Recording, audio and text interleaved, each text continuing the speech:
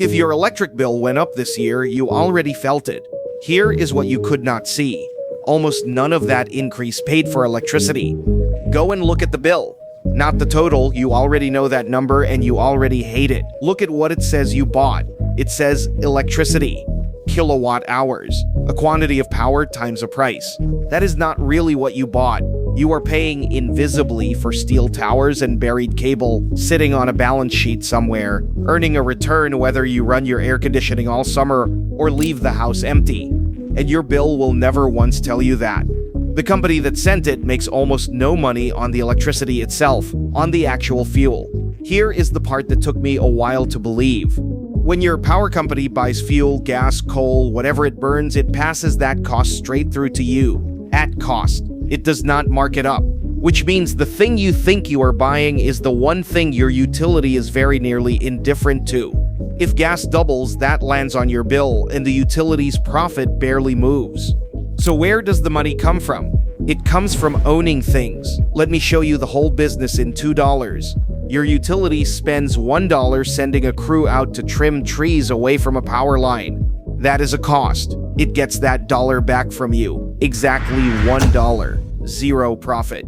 Now your utility spends $1 on a steel tower. That is not a cost. That is an asset. It gets that dollar back from you too, slowly, through depreciation. But on top of that, for as long as that tower sits on the books, the company is allowed to earn an approved rate of return on whatever part of it has not yet depreciated, every single year, for decades. Same dollar. Two completely different outcomes for the shareholder. One of them buys labor.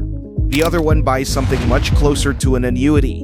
And here is how far this can run when nobody is watching. A utility once pleaded guilty to 84 counts of manslaughter after a fire it caused, and the largest fine the law allowed was about $4 million.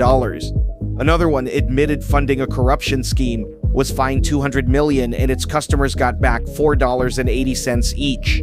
We will get to both. But first, the boring, legal, everyday version, the one costing you money this month. And once you see that asymmetry, the entire industry snaps into focus. Because if the profit lives in the owning, then the only way this business grows is to own more. That is not a conspiracy, it is arithmetic. And it is printed in these companies' investor presentations under a phrase they use without embarrassment because to their shareholders, it is simply the product, rate-based growth.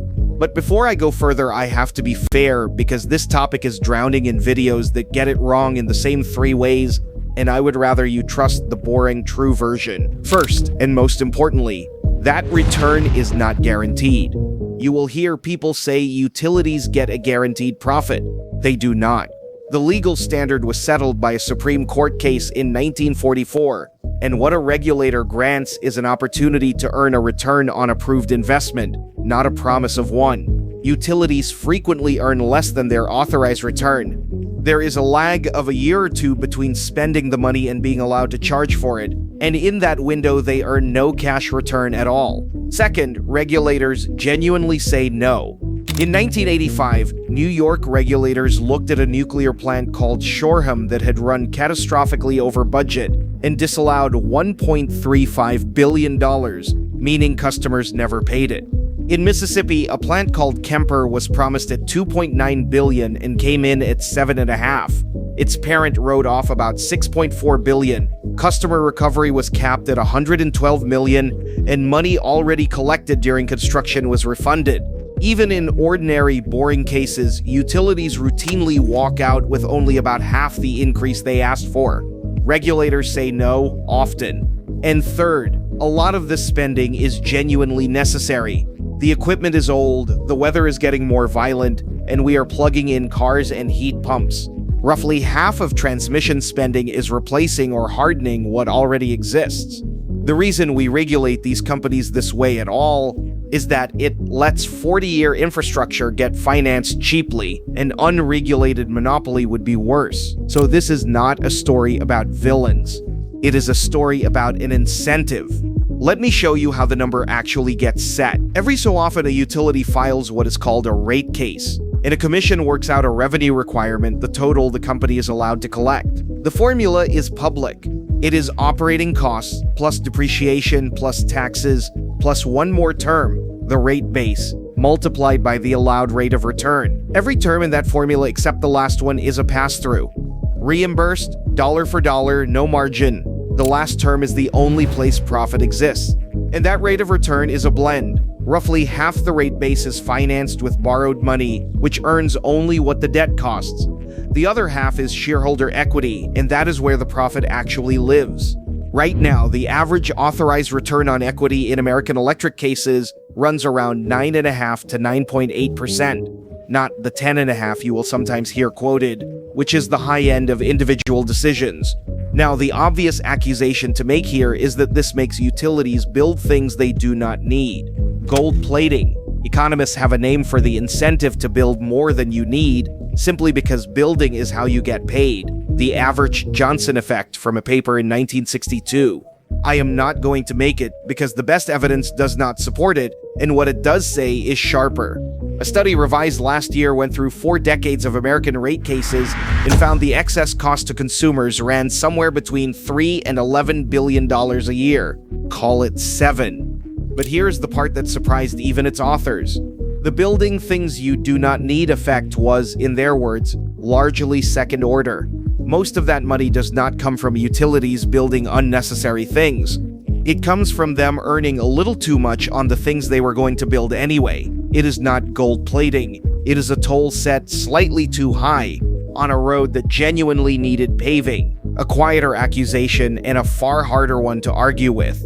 And the same study found the tell. When the benchmarks justifying these returns rise, the allowed return follows quickly. When they fall, it follows slowly, a ratchet that turns easily one way and stiffly the other. Now your bill. And here I have to correct something you will hear constantly, including from people making this exact argument. You will be told that delivery charges have exploded and now dominate your bill. Nationally, that is not true. In 2020, delivery was about 44% of the average American price of electricity. In 2025, it was about 44%. It did not move. But that is the national average across every customer. If you are in New York or New Jersey, go and look at your own bill and you will see delivery well over half, because distribution costs land disproportionately on small customers, and because some states simply carry more of it. The national number has not moved. Yours might have. Both of those are true. What did move is one piece inside it, transmission. The long-distance high-voltage stuff went from about 13% of the price to about 14%. That sounds trivial. It is not, and I will come back to why. And the price itself. You have probably seen that electricity is up about 1/3 in 5 years. On the Energy Information Administration's numbers, that is true, and it is nominal. Adjusted for inflation, the rise was closer to 6%. Because most of that jump was the general inflation of 2021 and 22, which hit everything you buy, not just power. I could stop there and tell you it is all fine. But that would be its own kind of dishonesty, because something did change recently. As of this spring, electricity prices were rising about 7% year over year, while general inflation ran under 4%. Electricity has started outrunning inflation, not for a decade, just now. So let me be precise, because precision is the whole point.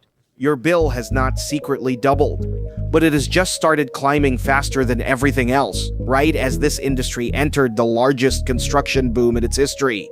The trade association's own numbers. Over $200 billion of capital spending in 2024, the 14th record year in a row, and more than $1 trillion planned across 2025 to 2029. That single 5-year plan nearly equals what the industry spent in the entire previous decade. Nearly all of that lands in rate base. And rate base is the thing that earns. Now back to transmission, because it is the fastest growing piece and it has the weakest supervision. And that combination is the actual story. Distribution, the poles on your street, is regulated by your state. Transmission is regulated federally, and states are legally barred from touching it. And the federal process works differently in a way almost nobody outside the industry knows. Most transmission owners are on what is called a formula rate. Rather than filing a full case and defending their spending, the company fills in its numbers annually and the rate updates itself. Roughly 106 utilities work this way against about 31 on conventional rates. And the burden of proof is inverted.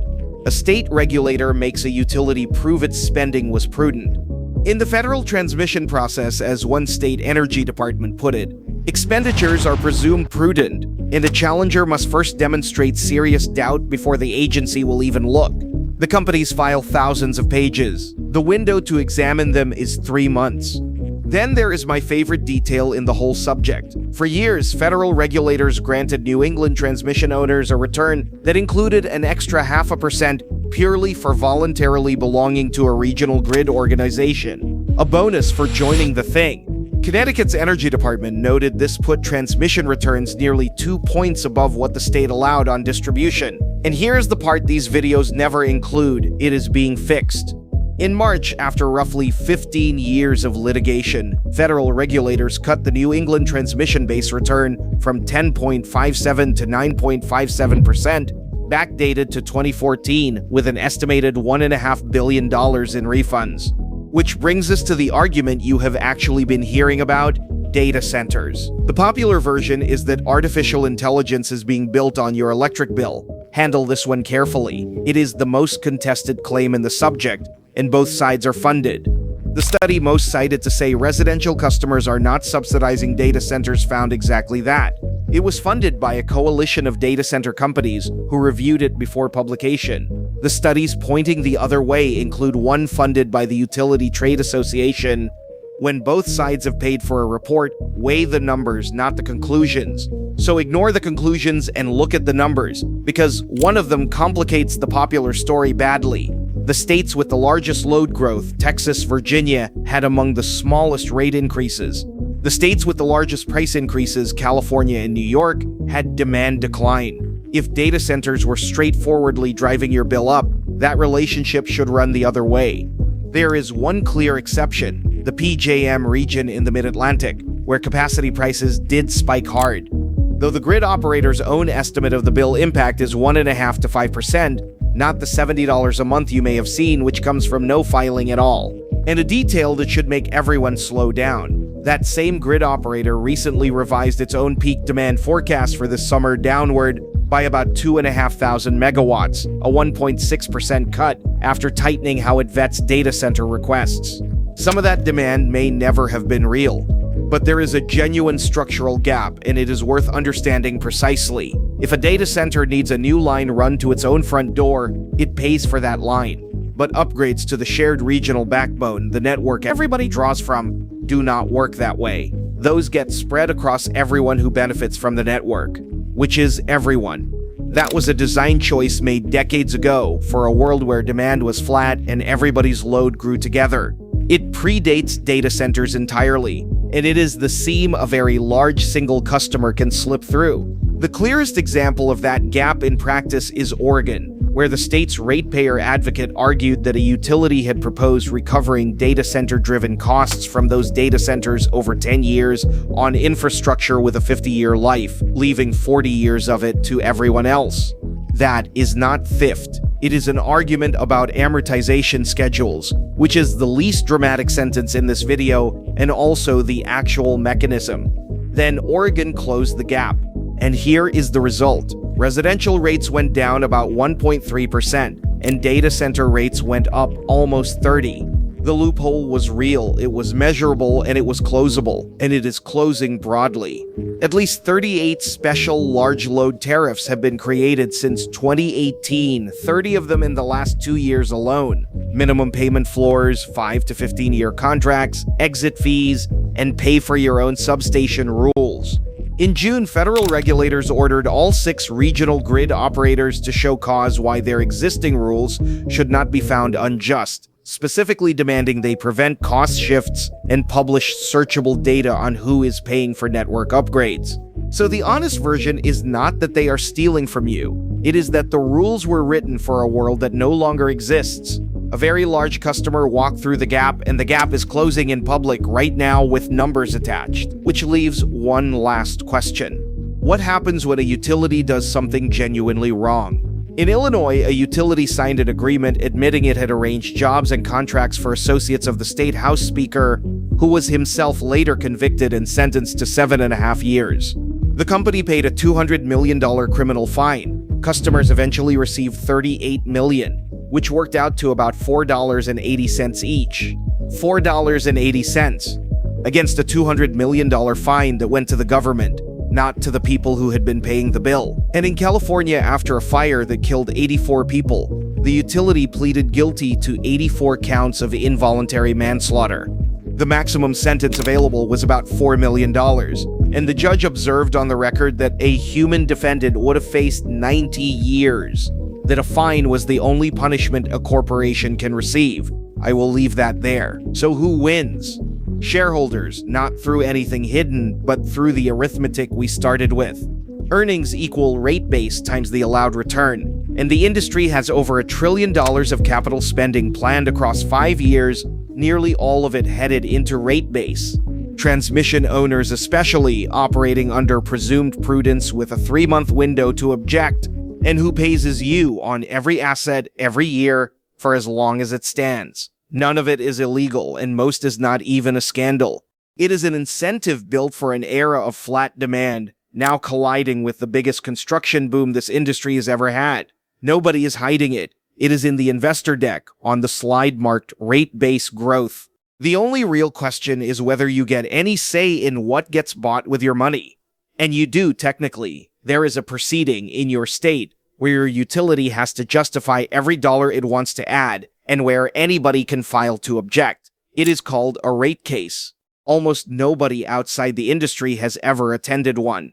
There is a hearing happening right now in your state that sets your bill for the next 30 years, and almost nobody shows up to it. Find out what your utility is asking for, then put that number in the comments. It is the number almost nobody reads, and it is the one that decides what you pay.